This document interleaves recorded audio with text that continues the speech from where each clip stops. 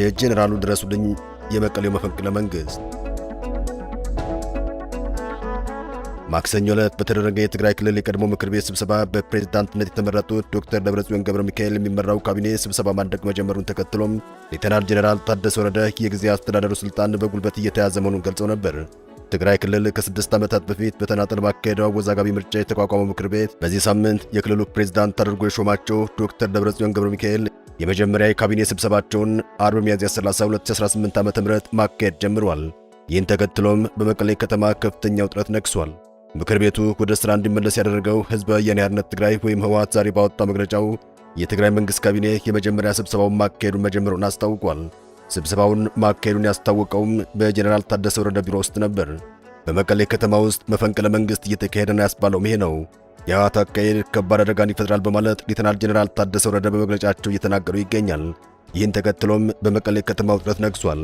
ዛሬ ሚያዝያ 30 2018 ዓ.ም ረፋድ 5 ሰዓት ከ37 ላይ በመቀሌ ከተማና በዙሪያ የሁለተኛ ተከታታይ ቀን የጦር አውሮፕላን በሰማይ ላይ ሲያንዣብብ መታየቱን ተዘግቧል። የአካባቢ ነዋሪዎች እንደገለጹት አውሮፕላኑ በዝቅተኛ ከፍታ ላይ ሲበር እንደነበር ተስተውሏል። ይህ እንቅስቃሴም ትናንት በተመሳሳይ ሁኔታ ታይቶ የነበረ ሲሆን ዛሬም ለሁለተኛ ቀናት በቀጠሉን በከተማዋ ነዋሪዎች ዘንድ ከፍተኛ ትኩረት ስቧል። እንቅስቃሴ የተስተዋለው ዛሬ ረፋድ 5 ሰዓት ከ37 ደቂቃ ላይ ሲሆን የጦር አውሮፕላን በከተማዋ ሰማይ ላይ ለምን እንደሚንቀሳቀስ እስካሁን ከሚመለከታቸው ወታደራዊ አልያም የመንግስት አካላት የተሰጠ ይፋዊ መግለጫ የለም።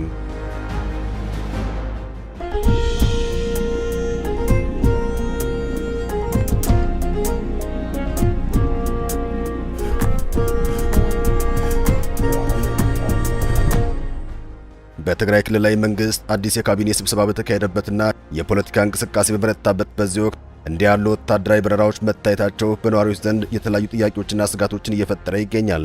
ሌተናል ጄኔራል ታደሰ ወረደም የድረስልኝ ጥሪ እያቀረቡ ይገኛል። ጄኔራሉ በመግለጫቸው ይህ አካሄድ ለቀጣይ አደገኛ መንገድ መጀመሪያ ነው ብለዋል። መቀሌ ጭንቅ ውስጥ ገብታለች። ቀደም ብዬ እንደነገርኳችሁ የጦር ጀቶቹ ለሁለተኛ ቀን በመቀሌ ከተማ እያንዣበቡ ይገኛል። በክልሉ ጊዜ አስተዳደርና በክልሉ ባለው ወቅታዊ የፖለቲካ ሁኔታ ላይ ሌተናል ጄኔራል ታደሰ ወረደ ጠንከር ያለ መግለጫን ሰጥተዋል። ጄኔራሉ ሚያዝያ 30 ቀን 2018 ዓ.ም በመቀሌ የተከናወነውን የካቢኔ ስብሰባ ህገወጥና አደገኛ ሲሉ ጠርተውታል። በቅርቡ የተፈጠረውን አለመረጋጋት ተከትሎ ሊመጣ የሚችለውን ጉዳት ለማስቀረት ችግሩን በጋራ መረዳትና በትግራይ ተወላጆች ውይይት እንዲፈታ የቀረበውን ጥሪ ተመርጫለሁ የሚለው አካል ወደ ጎን መግፋቱን ገልጸዋል። ዛሬ ሚያዝያ 30 2018 ዓ.ም ይህ አካል በጸጥታ ኃይሎች ጥበቃ እየተደረገለት በጊዜ አስተዳደሩ የካቢኔ መሰብሰቢያ አዳራሽ ስብሰባ መጀመሩን ጄኔራሉ አረጋግጠዋል። ጄኔራል ታደሰ ወረደ ይህን ድርጊት ለቀጣይ አደገኛ መንገድ የተጀመረበት ዕለት ሲሉ የገለጹ ሲሆን በዚህ ምክንያት ለሚመጣው ለማንኛውም አይነት መጥፎ መዘዝ ተጠያቂው የጊዜ አስተዳደሩን ስልጣን በጉልበት እየያዘ ያለው ኃይል መሆኑን በግልጽ አስታውቀዋል። ጄኔራሉ በቅርቡ ተመርጫለሁ ብሎ ያወጀው አካል ህወሓትን ማለታቸው ነው። እነዚህን ጥሪዎች ችላ ብሏል ካሉ በኋላ ሌተናል ጄኔራል ታደሰ ወረደ ግለሰቦቹን በከፍተኛ ወታደራዊ ጥበቃ ስር ነው በትግራይ ክልል ጊዜ አስተዳደር የካቢኔ አዳራሽ ውስጥ የካቢኔ ስብሰባችንን ጀምረናል የሚል የምስል ማስረጃ መልቀቃቸውን ገልጸዋል። ጄኔራሉ ከዚህ ህገወጥ እንቅስቃሴ በኋላም በህዝቡ ላይ ለሚደርሰው ለማንኛውም አይነት አጠቃላይ ጥፋትና አደጋ ተጠያቂነቱን የአስተዳደሩን ስልጣን በኃይል ለመያዝ የሞከረ ባለው አካል ላይ ብቻ ይውድቃል ሲሉም ሌተናል ጄኔራል ታደሰ ወረደ የመጨረሻ መልእክታቸውን አስተላልፈዋል። ጄኔራሉ ስልጣናቸውን እንዲያስረክቡ ከህወሓት በኩል ለቀረበላቸው ማሳሰቢያ በሰጡት ምላሻቸው እኔ የማስረክበው ነገር የለም፣ የአጥፊ አካሄድ ተገቢ እንዳልሆነ እየገለጽኩ ነው፣ የለም በዚያ መንገድ እንሄዳለን ካላችሁ ግን እንደፈለጋችሁ አድርጉ ብለዋል። ክልሉ ላይ እያንዣበበ ካለው አደጋ አንጻር የኔ በፕሬዝዳንትነት መቀጠል አጀንዳ አይደለም፣ የኔ ፍላጎት የህዝብ ከጊዜ አስተዳደርነት ወጥቶ በመረጠው መንግስት ሲተዳደር ማየት ነው ሲሉም የጥፋት ጊዜ እየመጣ መሆኑን ጠቁመዋል።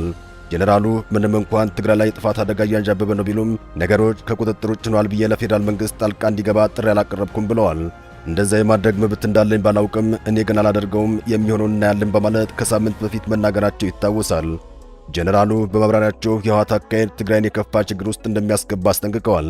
የህወሓትን የቅድመ 2013 ዓ.ም ጦርነት በፊት ምክር ቤት መመለስ እንደማይቀበለው የገለጹት ጄኔራሉም ትግራይን ወደ ተሻለ ምዕራፍ ከማሸጋገር ይልቅ ወደ ጦርነት የሚያስገባን የብረት አካሄድ ትተን አጋጣሚውን ለመልካም ዕድል እንጠቀምበት ሲሉ ተደምጠዋል።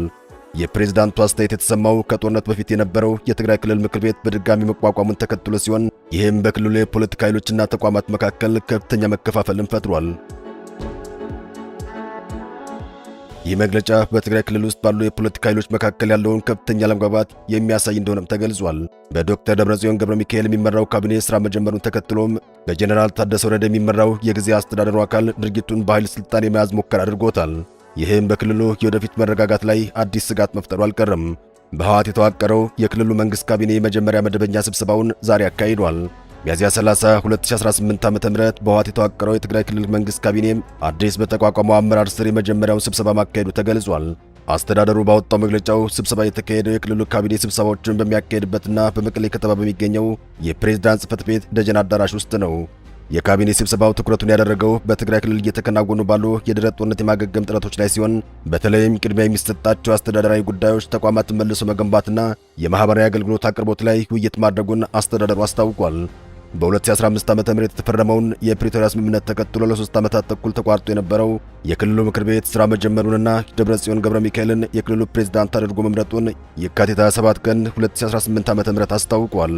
ይህ ክስተት የተሰማው ህወሓት ከጦርነት በፊት የነበረውን የክልሉ ምክር ቤት በድጋሚ ለማቋቋም ባሳለፈው ውሳኔ ምክንያት ለቀናት የዘለቀ የፖለቲካ ለመረጋጋት በታየበት በዚህ ወቅት ሲሆን ድርጊቱም በፌዴራል መንግስቱ እውቅና ከተሰጠው የትግራይ ክልል ጊዜያዊ አስተዳደር ጋር ያለውን ተቋማዊ መከፋፈል ይበልጥ እንደሚያሰፋው በሰፊው ይታመናል።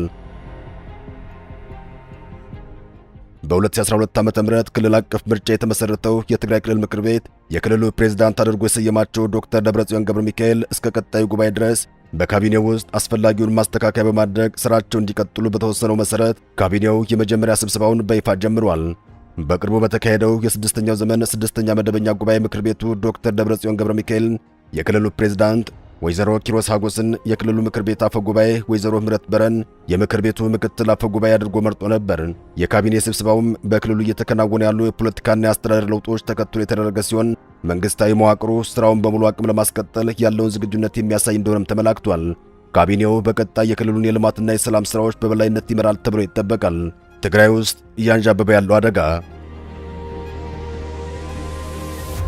ትግራይ ክልል አሁን ውስብስብ የሆነ ፈተና ገጥሞታል። በክልሉ የተካሄደው አስከፊ ጦርነትና የፕሪቶሪያ የሰላም ስምምነት በተግባር አለመተርጎም በክልሉ ኢኮኖሚ ምሰሶ በሆኑ ኢንዱስትሪዎች ላይም ከፍተኛ ውድመት ማድረሱ ተገልጿል። የትግራይ ኢንዱስትሪ ቢሮ ምክትል ኃላፊ አቶ መሐሪ ገብረ ሚካኤል ለክልሉ መገናኛ ብዙሃን በሰጡት መግለጫቸው ከጦርነቱ በፊት በትግራይ ክልል 6461 የማኑፋክቸሪንግ ኢንዱስትሪዎች የነበሩ ሲሆን አሁን ላይ 95 በመቶ የሚጠጉት ሙሉ በሙሉ ወድመዋል፣ ከስራ ውጭ ሆነዋል ሲሉ ተደምጠዋል። በእነዚህ ተቋማት ውስጥ ተቀጥረው የሰሩ የነበሩም ከ100 ሺህ በላይ ሰራተኞች በአሁኑ ወቅት ያለ ስራ ለመቅረት ተገደዋል። ባለሀብቶች ከጦርነቱ በፊት ከፋይናንስ ተቋማት የወሰዱትን ብድር ከነወለዱ እንዲመልሱ እየተገደዱ ይገኛል።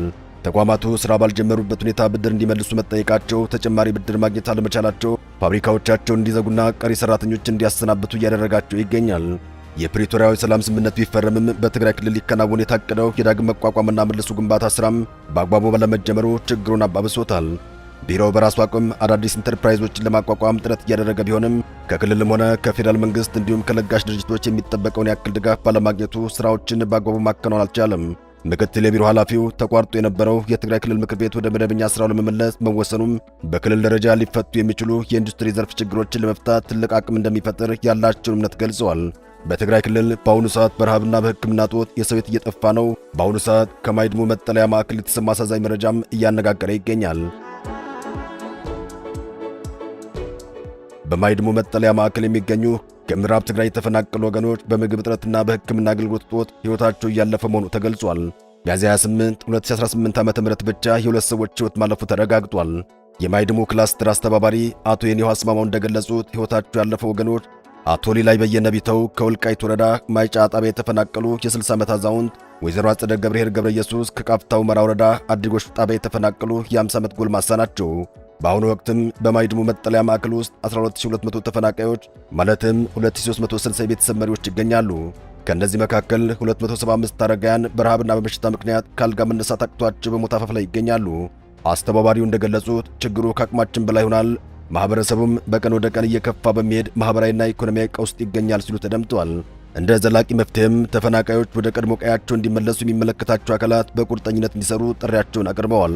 ሆኖም ግን በአሁኑ ወቅት የተረጂዎችን ሕይወት ለመታደግ የረድኤት ድርጅቶችና በጎ አድራጊዎች በአስቸኳይ የምግብና የሕክምና እርዳታ እንዲያቀርቡ በጽኑ ጠይቀዋል። ሰላም ለሀገራችን ይሁን። አበቃን። ሰናይ ጊዜን ተመኘን።